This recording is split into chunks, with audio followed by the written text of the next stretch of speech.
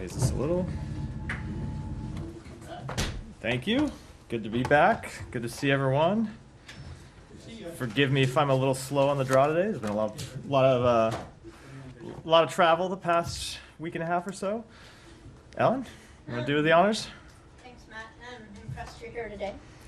We'll see. We'll see if you still feel that way at the end of this briefing. As things stand now, how does the international community keep the bar from being lowered and setting the stage for future conflicts in the Middle East and globally, to allow for the bombing of schools and hospitals and ambulances and aid convoys and journalists and places of worship, if there and with the conclusion that there won't be practical penalties for them? So I'd say we absolutely do not want the bar to be lowered. The bar should be, the same standards should be applied to every conflict everywhere in the world, including in this one. Now, the nature of this conflict does make it a little bit more difficult because, for example, when you look at other conflicts around the world, it is not always true that you see one side of the conflict hiding itself in civilian sites, hiding it, using ambulances to hide the passage of fighters around territory, embedding themselves under hospitals, inside hospitals. So that makes it a much more difficult conflict, but the principles of international humanitarian law apply the same to this conflict as they do anywhere else in the world, and they should be upheld the same way in this conflict as they are anywhere else in the world. Do there need to be penalties to make sure that happens? International humanitarian law needs to be enforced, absolutely. That is true. That is the position of the United States everywhere in the world. Go ahead. Thank you. What's the latest on the hostage deal? A delegation from Hamas is set to visit Egypt soon for further ceasefire talks, according to a statement today, and Israel's war cabinet is meant to meet today on hostages and a plan for Rafah. Has there been any movement toward a deal?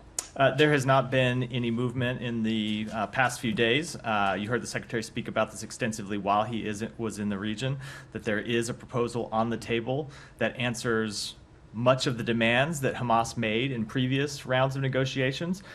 Israel made a significant offer in this last proposal that went forward. They compromised on many long-held positions that they had taken. And as I said, met many of the demands that Hamas had said they needed to agree to a deal. So we believe it's now incumbent upon them to take the deal. The deal that they demanded, that has been offered, they should accept and move forward. It is Hamas that is the only barrier to a ceasefire right now, an immediate ceasefire, and we are waiting their response. Why do you think they've taken so long? I am not at all going to put myself in the heads of the leadership of Hamas. But I will say, every day that goes by without a ceasefire right now is on Hamas, because they're the ones that are holding up an answer to this proposal, and they're the ones that are holding up reaching an immediate ceasefire that would help alleviate the suffering of the Palestinian people in Gaza. And just quickly, there's been reporting that a Saudi-U.S. bilateral defense pact is close to completion as part of a wider Saudi-Israeli normalization deal. When do you plan to announce the full plan, and how confident are you that it will materialize if no truce between Israel and Hamas is reached? So I'm not going to speak to a U.S.-Saudi defense pact in specific terms. What I will say is that the Secretary did meet with the Crown Prince of Saudi Arabia this week when he was in Riyadh, as he's met with him on previous meetings, and we are very close to reaching an agreement on the bilateral pieces of a normalization agreement. The normalization agreement would, of course, be between the Saudi Arabia and Israel, but as part of the bilateral piece, the package that is between the United States and Saudi Arabia, we are very close to reaching an agreement on that. There are a few details that we have to continue to work through, but we think we can reach agreement on those details in very short order. There is still more work to be done on a separate piece of that, which is the proposal for a pathway to a Palestinian state, but we are actively discussing that with our Saudi counterparts, as we are with the broader group of Arab countries that the Secretary met with also Monday in Riyadh, where we were looking at not just a path to two states, but also the reconstruction of Gaza, governance in Gaza, security for Gaza. So we are working on all of those. Some pieces are further along than others. The bilateral piece between the United States and Saudi Arabia, most relevantly, and some pieces are a little bit further along, but we hope to make progress on that and have the agreements ready to put forward as soon as is possible. So, sorry, just to clarify, you're close on U.S.-Saudi parts, Correct. but not the Israeli parts. Let me unpack that a little bit. The idea of this agreement is that you would have a bilateral piece that are agreements between the United States and Saudi Arabia. I'm not going to speak to those in specific, but the details of them have been widely reported. I think everyone knows what they are. As part of that, there would also, and that part is fairly well advanced, and the Secretary has spoken to this. We have work to do to finalize some of the details, but we are very far along. I think the Saudi Foreign Minister also spoke to this on Monday in Riyadh after we met with him. Separately, and it will, I say separate, but it will be a part of this package. There are pieces that relate to the establishment of an independent Palestinian state with security guarantees for Israel. That's something that's important to the United States. It's something that is important and essential to Saudi Arabia and would be a key part of the deal. So while there are pieces of it that are closer than that, the entire package will include all of those pieces together. And how confident are you that that will materialize while there's no truce between Israel and Hamas? So we could reach an agreement. This gets a little bit of speculating about timing, because we don't know whether there'll be a ceasefire. That's in Hamas's hands right now. But I'll say we could reach an agreement with Saudi Arabia on what this package ought to look like, and we could reach agreement with some of the other Arab countries we're working with about what the broader package looks like, right? Not just normalization, but the post-conflict issues that relate to Gaza. But Saudi Arabia has been very clear for this. Putting a proposal on the table is one thing, a proposal that we could take to Israel, but there will be no agreement in this regard while the conflict in Gaza is still raging. Saudi Arabia has made very clear that as part of any normalization deal with Israel, they have two requirements. One, calm in Gaza, and two, a path to an independent Palestinian state. So you could you could see where we might reach agreement with Saudi Arabia on what this package ought to look like, but in terms of an actual deal that includes normalization with Israel, there needs to be calm in Gaza. Sorry, just one more follow-up. Netanyahu has repeatedly objected to a Palestinian statehood, a key condition for Saudi to agree to normalization, as you've said. What's the point of your progress with Riyadh if in the end Netanyahu will end up objecting anyway?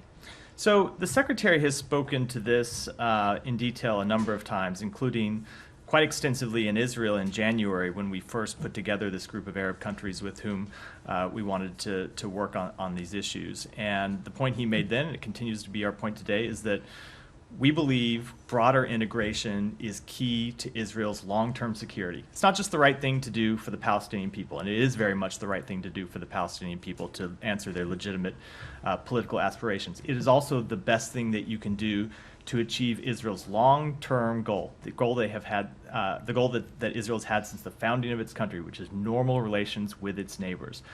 It would provide broader security to Israel. It would isolate Iran, and significantly, it would address some very real challenges Israel is going to face in Gaza when you look at the end of this conflict, with figuring out how to rebuild Gaza, with figuring out how to provide security to Gaza. So ultimately, the government of Israel will have to make the choice about what's in the best interest of their people. But for the United States, we have a point of view. We're going to work to finish up the proposals that we are working on with our Arab partners, and we're going to put that point of view forward, and Israel can decide. Yeah. Go ahead. Following up on Daphne's question, I understand you could reach an agreement, I guess, in principle with the Saudis on this bilateral component, but is there any world in which that would be operationalized without this broader mega two-state normalization deal? We have been very clear, Saudi Arabia has been very clear, that this is a package deal that would include a bilateral component and also include a path to two states. So there was No discussion in the meetings in Riyadh about breaking off that bilateral No. piece and getting it into No. Okay. And then on Rafah, did you get any sense of timing on when the Israelis plan to move forward on their? I will let Israel speak to that Do you question. get the sense that they are waiting on Hamas's response before making a final Again, decision? I'm just going to let Israel speak to what their plans are. I will speak on behalf of the Secretary, and the Secretary in his conversations with Prime Minister Netanyahu yesterday made very clear the United States position on Rafah, which is that we do not support a major military operation there. We do not believe a major military operation is in Israel's long-term security interest. We believe there are better ways to address the threat that Hamas does still propose, or does still pose in Gaza because of the 4 battalions that are in Rafah. Secretary spoke in some detail about our ideas in that regard yesterday, and I'll leave it at that. What was the reception to those deals? We had a very direct conversation about it, and I'll just leave it at that. And did you get any sort of commitment, or is it your understanding that if a deal was reached on the hostages and ceasefire, that Israel would not move forward on Rafah incursion? I think let's take it one step at a time. The proposal that is on the table right now, as I said, is a significant offer that would achieve an immediate ceasefire. That is our goal. That's what we're trying to accomplish. We have always said that if we get a ceasefire, we want to work to build enduring peace, enduring calm from that ceasefire. But let's get a ceasefire first, and then we can talk about what would be the next steps. On the determinations under Leahy law, are there any updates on the status of cutting off military assistance to that 5th unit? No, with that one remaining unit, we are still engaging in a process where we're collecting information from the government of Israel that they have provided to us and examining that information. And I don't, hold on, one second, I don't have a timetable. Is there new information since the last time you guys said there was new information? Have they presented Which was even more what, a information? couple days ago, Couple I think, days when ago, Fanon said yeah. that. No, it's. Michelle, she answered? Okay. Saeed, go ahead. Thank you. Just to follow up on something that Ellen raised on the hospitals and ambulances and so on, I want to bring your attention. I don't know how we could, probe this issue further. A Palestinian surgeon, Adnan Ahmed al-Bursh, was killed on the 19th of April. He was taken from Shifa Hospital back in December, and was killed by the Israelis recently. I mean, he was shot, I guess, in cold blood and so on. Is there any way that the United States could look into this issue and find out the authenticity of such a? I'm not familiar with that case. I'm happy to see if we have any further information. Just to follow up on a couple of things.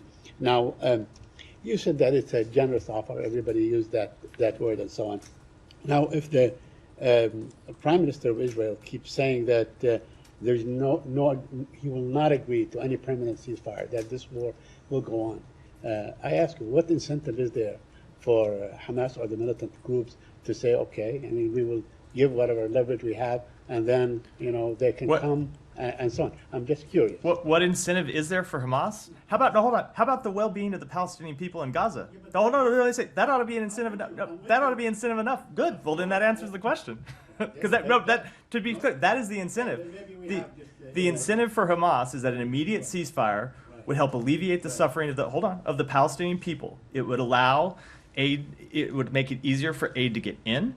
It would make it easier for aid to move to people in Gaza. It would allow people in Gaza to return to their homes and their neighborhoods and rebuild them. So I get your point about arguing about leverage, but let me, Saeed, let me finish. Saeed, just let me finish. You will get your chance.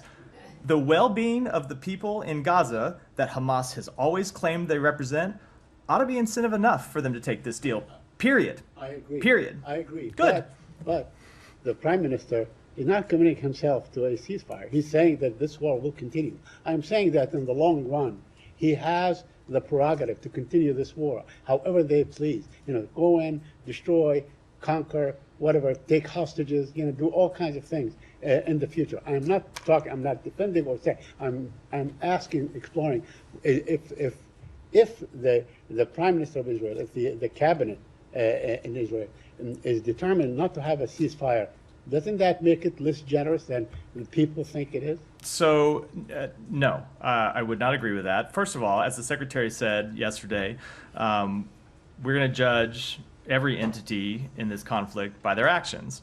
And the actions that Israel has shown in this negotiation process is making an offer for a ceasefire that, as I said, was a significant offer that answers a number of the demands that Hamas had said were prerequisites for them to agree to a deal. So if Hamas really does care about the Palestinian people, they should agree to the deal, period. So this is one of those rare issues where it's just actually not that complicated. Okay, let me ask you a couple of questions on the aid.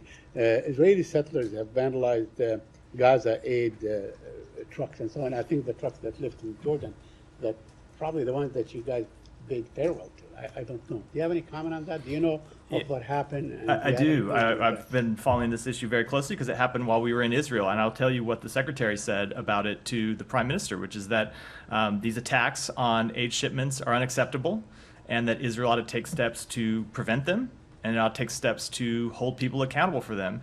And I will tell you, we were glad to hear that Israel yesterday arrested 3 of the people involved in the attacks on this convoy. That is the appropriate step. That's the step that they ought to take whenever there are attacks on aid convoys. And that furthermore, they ought to prevent these attacks from happening in the first place. That's what we will hope they'll do, because these are aid shipments that are being delivered to innocent civilians who had nothing to do with October 7th, and they ought to continue unimpeded. Lastly, the Prime Minister of Israel says that ICC arrest warrant would be an anti-Semitic hate crime. Do you agree with that? I will let the Prime Minister speak for himself. Yeah. On behalf of the United States, we have made clear that the ICC, in our view, has no jurisdiction in this conflict, and we oppose this investigation. Yeah, Can you Alan. say anything about how distribution of that aid after the settlers, the aid shipment that was attacked by settlers, how the distribution went once inside Gaza? I think you're referring to these reports and the statement that Hamas put out about the diversion of that aid. Those aid convoys came from Jordan into Erez crossing, which was just opened, something that the president insisted on in his April 4th phone call with Prime Minister Netanyahu. Yesterday was the first major shipment of aid from Jordan over this new land route through Erez crossing. The convoys from the Jordan military that brought the aid in unloaded the aid inside Gaza. It was then picked up by a humanitarian implementer for distribution inside Gaza. And that aid was intercepted and diverted by Hamas on the ground in Gaza. And ultimately, the UN is either in the process or has by now recovered that aid. But it was an unacceptable act by Hamas to divert this aid to begin with, to seize this aid. We have made clear that it's an unacceptable act. I think the UN partners will be also making clear that it's an unacceptable act. If there is one thing that Hamas could do to jeopardize the shipment of aid, it would be diverting it for their own use rather than allowing it to go to the innocent civilians that need it. So they certainly should refrain from doing that in the future. Has this been a widespread issue, Matt? No, it is not. This is the first widespread case of diversion that we have seen. Hamas had diverted these trucks for some time not the original, just to be clear, so that could be misleading. The original trucks came in, unloaded the aid. They were then picked up on different trucks for distribution inside Gaza. They did divert those trucks. They were held for some time. To my understanding, the aid has now been released. It's been returned to the humanitarian implementer that was responsible for it in the first place. And we have made clear, and we think the United Nations relief organizations involved will also make clear it's an unacceptable act that Hamas should not repeat in the future because it jeopardizes the delivery of aid to the Palestinian people. But in terms of the number of occurrences that Hamas has diverted aid, how many times would you say this has happened? There may have been minor ones in the past. I can't speak to mine. This is the first major diversion of aid. And as I said, it ultimately has now been returned to the humanitarian implementer, so it will get where it needed to go. But that doesn't change the fact that it was an unacceptable act. And what happened to the team that was with the aid at the time? I can't speak to that. I don't have the Do you know details. which- I do know that they are all safe now. I Do you don't. know which organization it was? I do, but I don't think it's my prerogative. It should be my prerogative to speak for them. Anything else on the region before we go, Michelle? Yeah. Are you talking now about a permanent ceasefire or a temporary ceasefire? And did you talk to and how will you build on it, as the secretary has said yesterday? And second, did you talk to the Israelis about their northern front with Hezbollah? So the proposal that is on the table is for an immediate ceasefire for a defined period of time. But as we have always made clear, we do want to build that into an enduring calm. We don't want this conflict to go on a day longer than it has to. We want to see it brought to a close in a way that ends Hamas's ability to repeat the attacks of October 7th in a way that alleviates the suffering of the Palestinian people, and ultimately gets to this broader point I was making in response to some of the earlier questions, in a way that that establishes a political path forward for the Palestinian people, for the citizens of Israel, that provides greater peace, security, stability for the entire region. And on the north, sorry. It was a conversation. It was a subject of our conversations. I don't have any updates. Our goal remains the same as it has been since the outset of this conflict, which is to resolve the dispute in the north of Israel diplomatically. And one more on Syria, if you don't mind. Why did the administration oppose to include the Assad regime Anti-Normalization Act to the supplement, or in the supplement aid package that passed last week? So I don't have any specific comment that. We generally don't comment when it involves pending legislation. Our position, however, has been clear, which is that we will not normalize relations with the Assad regime until there is meaningful progress toward a political solution consistent with UN Security Council Resolution 2254. Our sanctions remain in full effect. I know that was one of the other pieces of this particular legislation, and we remain committed to using all tools at our disposal to promote accountability in Syria, including by issuing sanctions under the Caesar Act and other authorities. Can I follow up? Sure, go ahead. Just also under the Syria policy, it's reported that the Caesar Act that you just mentioned expires at the end of this year. Are you guys looking to extend that? I'll have to take that one back and get you a specific answer. Yeah. And secondly, Yeah. just, can you talk about, there was a group in Bahrain today claimed to have attacked Israel. That seems to be a new, if accurate and true, that's a new front that's open. Is it the department's assessment that U.S. policy towards trying to contain this conflict in Gaza is successful today? So I'm not aware of that report, so I wouldn't want to comment on it or the veracity of it specifically, but it has been our goal to prevent this conflict from spreading. We've seen a couple of points where or a couple points since October 7th where there have been the serious potential of it spreading and having it escalate, and you've seen us work quite intensively during that period. Of course, the last month with respect to Iran was one of the most intense periods.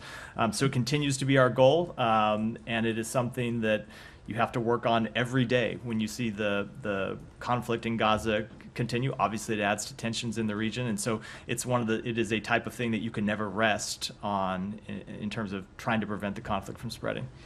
Go ahead. My question's out of the region, if that's okay. Go ahead. Okay. I wanted to ask if the State Department is aware of the American that has gone missing in Mexico on a surfing trip. Jack Carter rode along with 2 Australians. I was wondering if the State Department is aware, is working on it, and or has comment. There may be people who are aware of it. I'm not personally, and often I think, as you know, that we have Privacy Act rules when it involves cases of Americans overseas. I'll have to take that back and get a more check with others in the building to see if we have a more specific answer. Okay. Thank you, Matt. 2 topics. Russia first. I was wondering, in light of your latest finding that Russia has been using chemical weapons in Ukraine, is the department getting any closer to state the obvious, that Russia is a terrorist state? We have not changed our position with regard to that designation, but it in no way changes the actions that we have taken to hold Russia accountable. You've seen since the outset of this conflict, the United States imposing sanctions on Russia, imposing export controls on Russia. We imposed new sanctions on Russia yesterday.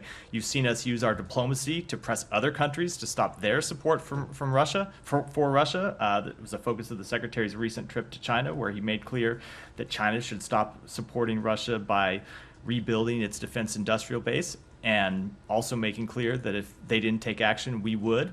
And most significantly, we've taken action to hold Russia accountable by supporting Ukraine in its fight for its territory. So I know you always like to ask this question about this one particular designation, but if you look at the entirety of our policy with respect to Russia, I think you would see that it shows us taking actions across the board to hold them accountable for their aggression. But just so I understand correctly, is there any ongoing effort for that SSD designation, or this is just done deal? You're not going to review that? I'm gonna defer to my previous answer on this.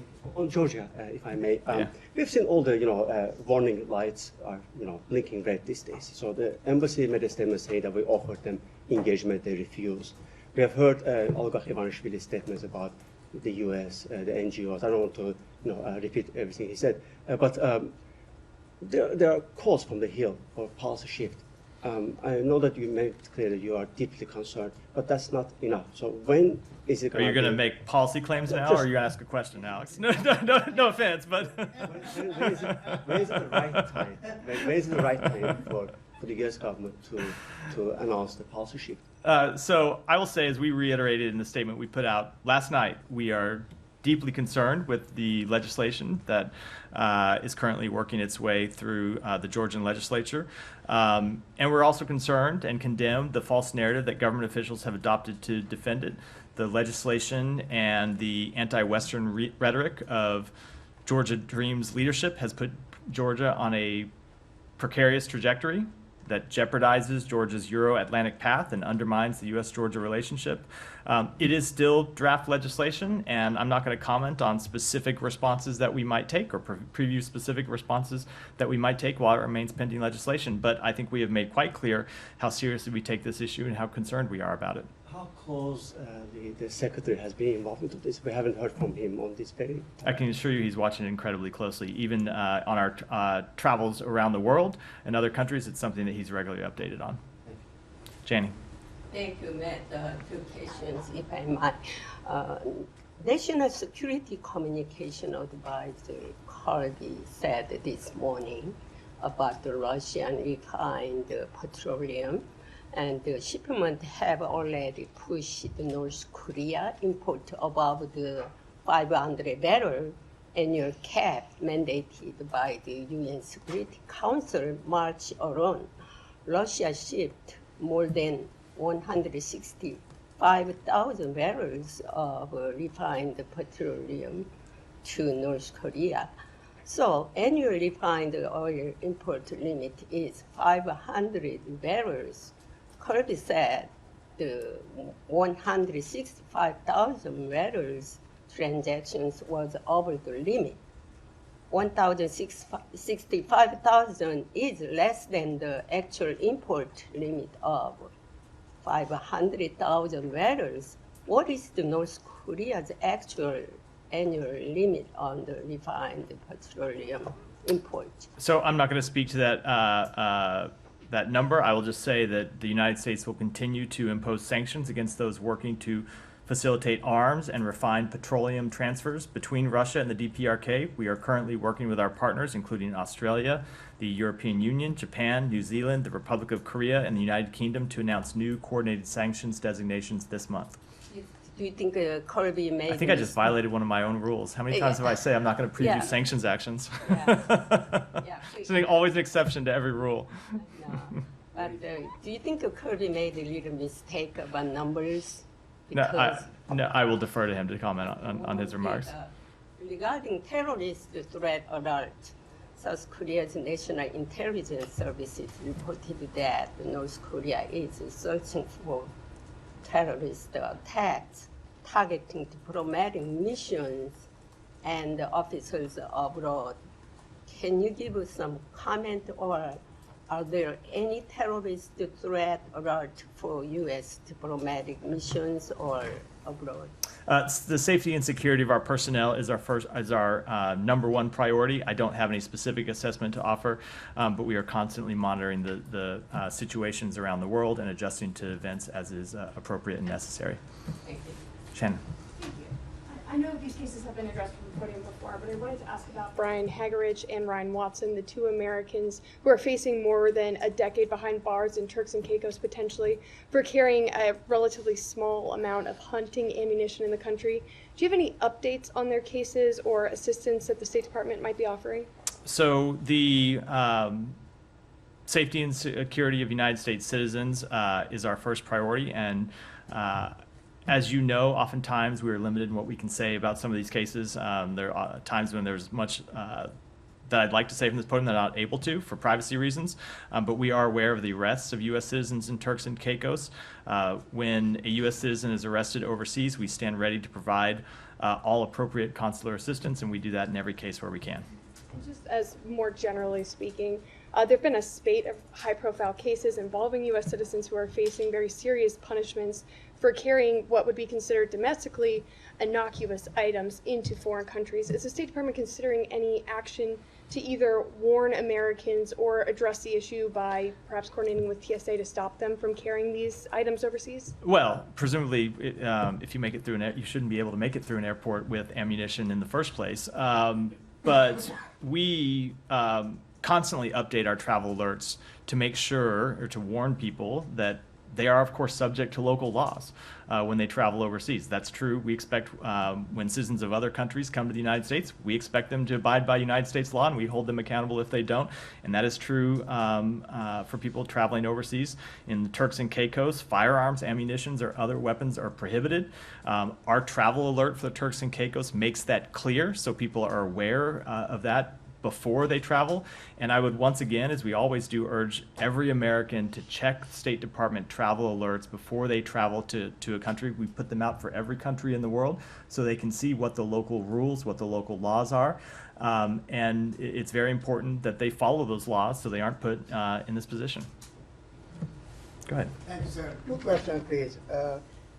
As far as these demonstrations are concerned across the U.S., universities and colleges, before my question, if I say one thing, that when I used to go to college and university in Chandigarh in India, my mother told me, you are going there to study, not create any troubles for yourself and for others.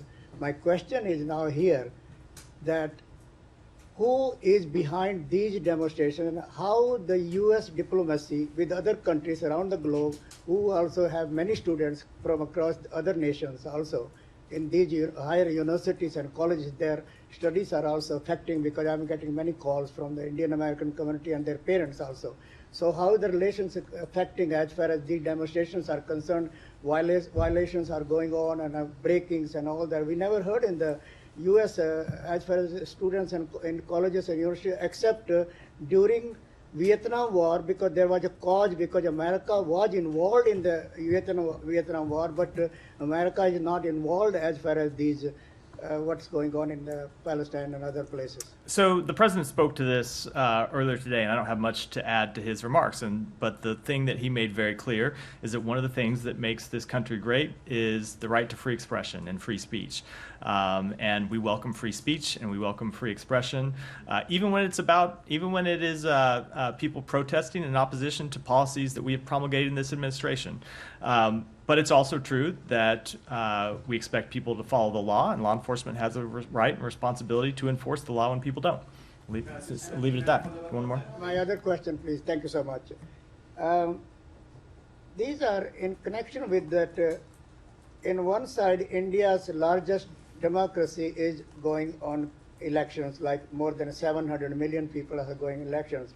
In Pakistan, other side, in the parliament of Pakistan, they are saying that US and IMF and other countries should not give any aid to Pakistan because it's not reaching to the basics people are needing today, and parliamentarians are saying that Pakistan is now going bankrupt, and Pakistan's prime minister is going in the Middle East, Saudi Arabia and IMF and all that, because otherwise Pakistan will break down and will be filing bankruptcy and all that. My question is, people of Pakistan are telling me and saying that US and other international institutions give aid to the basics in people for the development of Pakistan's, and at the same time recently State Department had 4 companies in China and Belarus held, and that they were supplying ballistic missile parts to Pakistan. So in the one hand they are saying in Pakistan is spending all this money on the ballistic missile parts and others, not on the people of Pakistan. What they are saying finally, look at India today and look at Pakistan today, and both countries got freedom on the same day, and today India is one of the largest trading partner of the United States. So where do we stand? I was waiting for the question. that was a lot. I was wondering what the question was going to be. For Pakistan from the Secretary of State, Yeah. that basics of Pakistan can be uplifted like India in the future and their people. So a couple of things. First, as it relates to the ballistic missile program, we made quite clear our position on that, including through the actions that we took last month that you referenced. But when it comes to efforts to stabilize its economy, including through reaching an agreement with the IMF, we support those efforts. We support the progress that Pakistan has made to stabilize its economy and manage its daunting debt burden. We encourage the government to prioritize and expand economic reforms to address its economic challenges. And our support for Pakistan's economic success is unwavering, and we will continue to engage with them through technical engagements as well as through our trade and investment ties, all of which are priorities of our bilateral relationship. Go ahead. Thank you, Matthew. Excuse me. Is the administration looking to admit into the United States refugees from Gaza? If so, how would the administration ensure there is no Hamas infiltration? So, since the beginning of the conflict, we have helped more than 1,800 American citizens and their families leave Gaza, many of whom come to the United States. At President Biden's direction, we have also helped and will continue to help some particularly vulnerable individuals, such as children with serious health problems and children who are receiving treatment for cancer, get out of harm's way and receive care at nearby hospitals in the region. And Palestinians may be eligible for a variety of existing pathways to enter the United States, such as immigrant or non-immigrant visas. We are constantly evaluating policy proposals to further support Palestinians who are family members of American citizens and may want to join them in the United States. I don't have any potential changes to preview at this time, but as is true everywhere in the world, we have strict vetting whenever we admit people to the United States. And Republicans have called for the administration to revoke visas of students on American college and university campuses who express support for Hamas. What's the administration's reaction to those calls? Would the administration do such a thing? I just don't have any comment on that. And one more thing. Yeah. What is the administration doing regarding Qatari funding of America's colleges and universities that critics have said have contributed to? Has there been? Is there evidence of that? That Qatar is the largest foreign donor of American college and university campuses. Yes. No, but I mean, that they're supporting the protests. I've heard that claim, but I'm just asking before I comment on it whether there's evidence that you can put forward. Well, I mean, like to not substantiate just it. these protests, but like the protests on American college and university campuses regarding Israel, like even before October 7th. There have been critics who have said that Qatari money has, contributed to this burden, right? Like through funding, like what critics university programs. Just what critics specifically, so I know what I'm responding to. The critics, yeah. No, but who? Like conservatives, foreign policy folks. Like scholars. Before I respond to something in general, I'd like to see a piece of evidence or a specific I would love to see a specific charge or piece of evidence before I respond to something that may or may not be true. I can see. Okay, Thank go you. ahead. Yeah. Thank you.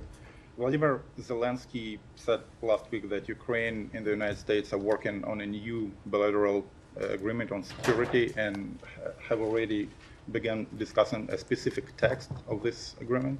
Do you have any comments, confirmation? So I'm not going to speak to it in specific, other than to say that we have made clear that we are working on ways to provide long-term support for Ukraine's security. Obviously, we provide significant assistance to Ukraine to defend itself from Russia's aggression, and we have been working on long-term security arrangements. That's something that the president made public around the time of the last NATO summit.